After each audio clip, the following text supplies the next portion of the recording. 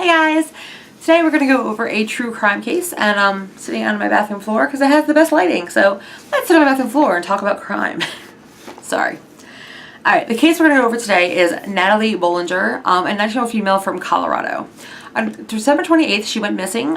She left her house around 12:30. The last contact anyone had with her was 1 p.m. via text message, and by 3:30 that day, her boyfriend that she lived with contacted the cops, reported her missing. He also reported the fact that she had his gun, which of course is a very unsettling fact. Now, she is, as a 19-year-old female, she did have problems in the past. She had, problems with like suicide thoughts and depression, which a lot of people do suffer and deal with. And she also did have problems with past drug use. Again, a lot of people suffer and deal with this. Now, unfortunately, on December 29th, the next day, they did find her body. At the time, they did not release whatsoever how she was, how she was deceased, but just that she was deceased. Now, a lot of things point to one person as being this main suspect, and a good amount of people 100% believe this guy was the one that did it. This man is named Sean Schwartz. Sean Schwartz is a homeless man that Natalie met when she was about 14 years old, and they've formed a friendship. And this happens a lot. I feel like when you're around that age, like 14, 15, and especially when you're someone like Natalie, who seems, from what I've read, to be a very open and kind person, you meet a lot of characters, and you are very trusting of these characters. Now, Sean has a lot of mental illnesses, and I feel like that's why a lot of people have jumped to the conclusion of, well, that and some of his actions, of him being the murderer. Now, they were friends for a few years. From what I have read, and this is no disrespect to the family, but it seems like Natalie had a troublesome growing up, childhood, teenage years. And they had that in common. They also had in common, a few other things, and they talked, they shared stories, she helped him with rides, all that stuff. Now, as part of his mental illness, though, he was very obsessive, and unfortunately that became a problem. It went from, obsessive to, it went from, too many text messages to, she decided to move to Virginia. Now, her father lives in Colorado, just like where she lived with her boyfriends, and her mother lived in Virginia. And she decided to move in with her mother in Virginia. And this man that, they, were just friends, drove all the way from Colorado to Virginia out of nowhere to see her. So understandably, this freaked her out a little bit, and she sort of cut contact with him. She was like, we can't be friends. And this set him into sort of like a tailspin. He went from, being a little obsessive in a nice way to sort of leaving a lot of very negative, angry posts on his Facebook, to leaving messages for her and her parents, her friends, everyone about, about wanting to shoot her and hurt her. Basically a lot of weird things. He slept outside her work for 4 weeks straight. He went in front of her house with his car and just laid on the horn for hours until the cops came. On December 14th, actually, she actually got a protection order against him. So understandably, you get a protection order against someone, and then, less than a week or so later, you are found murdered, they're going to point to you. Now, after she is found murdered, he also went on Facebook Live and made some very disturbing videos, which I will link below because, yeah, I am not surprised that people thought it was him, but it wasn't him.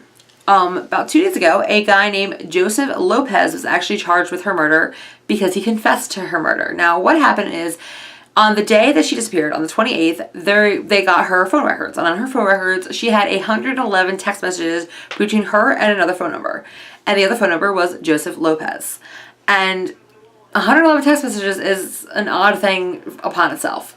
Now, when the cops went to his job to talk to him, he knew what it was about already. He was like, oh, it's about the girl. They were like, we're here to talk about, a tragedy that happened near you. And he was like, oh, the girl from Craigslist.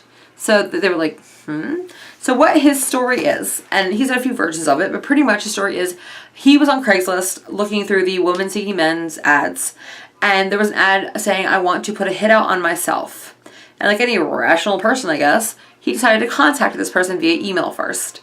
And basically she wanted to kill herself, but she didn't want to do it herself, so she wanted someone else to help her. According to him, at least. So he said that he has suffered from depression, and he also has an app that he has a fantasy life in. So he played this part of this psycho killer guy, and he said that he was going to meet up with her and try to talk her out of it. Okay. So on the 28th, they have 111, text messages between each other. They have not released the text messages, but they do say that there was nothing that involved suicide in any of these text messages. So, yeah. So the first story that he says is that he picked her up on the 28th. They drove around to a few areas. She couldn't decide where she wanted to end her life, I guess, at, and he dropped her off at a gas station near her house. Now, this is when the cops informed him that your cell phone has GPS on it, so they knew exactly where he was. So of course, story changes now. Now it's, well, they were driving around and they ended up at the street that she was found on, and she ran out of the car, he ran after her, and she shot herself in the head. Now, that also doesn't come into play with what the autopsy has found, because the autopsy has found that it was the gun was 1 to 3 feet away from her when shot. And I'm sorry, but that's almost impossible. That's a pretty far range to reach. So of course he had to change his story again. Now, a little statistic here for people who don't know. Women rarely use guns to kill themselves. Men tend to use guns to kill themselves, and women tend to use things like drugs. They tend to do a less painful way to end their lives. Now, when she was found, she was also found with a quote-unquote lethal amount of heroin in her system. Now, she did struggle in the past with things like meth use and heroin use. So what someone considers a lethal amount to one person might not be a lethal amount to a heavy user. Look at Kurt Cobain. That's the one thing you always hear about the Kurt Cobain suicide, is he had a lethal amount of heroin in his system. But if you use heroin all the time, well, it might not be lethal to him. And from what everything is at least said in this story and what has been reenacted, and even from what he has at least leaked that seems semi-plausible, there might have been heroin in her system. It might have been lethal to some, but it didn't seem like it was lethal to her. And that's why I have a theory about this case. We'll get to that in a second. So basically, he then said, well, he was trying to talk her out of it, but she was just insistent. This 5 foot, 120-pound girl was just insistent that he killed her. And instead of, taking her to a hospital or the police or doing anything that a rational human being would do, he killed her because she asked him to, which is still highly illegal, and he still deserves jail time forever. But basically what he said, his last story that he's sticking to now, we'll see if this changes, but right now what he's sticking to is they went to the field, she wanted to kneel down, and she wanted to be shot in the back of the head because she didn't want to see the gun, which I find, again, weird, because, if you were that determined to kill yourself, why would a gun now kill you when you knew you were going to get shot anyway? They kneeled down, prayed together, and then he shot her. And then he freaked out, grabbed her purse, and ran away. Okay. Now here's the thing. If someone wants to kill themselves, a few things come into play usually. They usually don't tell people. They usually don't want a lot of people to know. And a lot of people you would think would not want someone else to be involved in it, especially someone they don't know, because why would you want someone else to go to jail for something that you're choosing? That doesn't make much sense. And from what I've read about this girl, she doesn't seem like the kind of person that would want to just destroy someone's life over nothing. But irregardless of any of that, that's definitely a crazy twist of the story. I definitely believe, regardless if she chose it or not, even though I do not believe the whole I chose the story, I believe that there's something else involved in this story. It's still murder, and I still believe that he should go to jail for, the rest of his life. Now, like I said, she had a lethal amount of heroin in her system. What I personally believe happened in this story is, and this is just my theory, I'm not a cop, I am just a random stranger. My idea of what possibly happened is she went on Craigslist, unfortunately, to look for drugs. Sadly enough, a lot of people go online to look for drugs. Being someone who has a history with drugs, that is dumb as hell, guys. Cops are always trailing things like Craigslist for drug users. Don't do it. And don't do it because things like this can happen. I feel like she went on Craigslist to look for drugs. He contacted her because somehow she found that heroin, contacted her, and that's how they got talking to each other. And that's also why she took the gun, because of someone she didn't know. Now, also though, the 111 text messages, just a random note to anyone who happens to be a drug user. If you contact someone, don't go online to look for dealers anyway. But if you contact someone and they talk to you for that long, 111 text messages in a few hour period, don't meet up with them, because most drug dealers don't give two fucks about talking to you. They want your money, they're going to give you the product, and you can leave in the end. So if they want to talk to you for that long, there might be something else involved in it. Yeah. So that's that there. Now, that's my little theory on what actually happens. I do not believe whatsoever that she wanted to kill herself. Now, that's the story, but I have my thoughts on the whole assisted suicide thing. So if you don't want to hear anything else about that, thanks for watching. Have a great day. But this is my theory that has nothing to do with the actual case. Assisted suicide. I do believe that assisted suicide should be, legal for certain reasons. Now, if I was told tomorrow that I have a terminal illness, and I have 6 months to live, and that 6 months is going to be horrendous. It's going to be intensely painful, ridiculous, horrible, and, you know, just horrible. I feel that I have every right to have a doctor help me end my life peacefully. Now, with things like depression, and I'm not trying to knock depression, act like it's not a, you know, a horrible illness, because for someone who suffers with it, it definitely is not an easy road to take.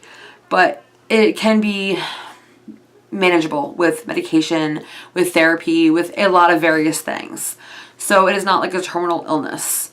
If I, for some reason, saw a ad on Craigslist for someone who wanted to kill themselves, the rational, normal human with a soul thing to do would be to, if you are not going to call the cops immediately, is to contact this person, you know, if you pick them up or what have you, to, you know, pretend you're going to kill them, take them to a hospital, take them to the cops, get them some help.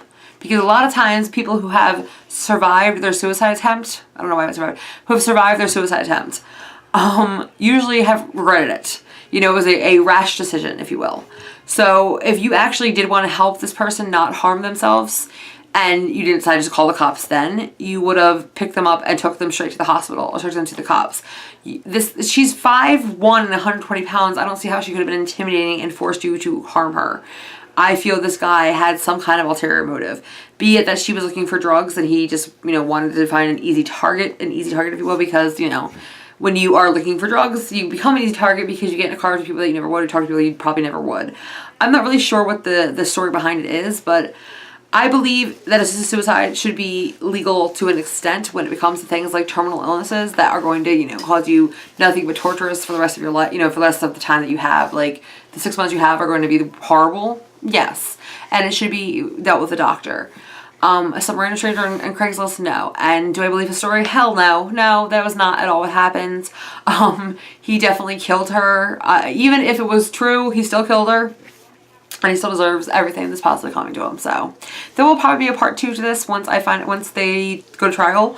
But I don't know if he's actually going to go to trial because he confessed to it. So he's probably just going to plead guilty and hopefully get jail for the rest of his life with no parole, because that's what this monster deserves.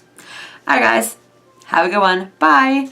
And P.S. if you see a crazy post on Facebook about on Craigslist about killing yourself, call the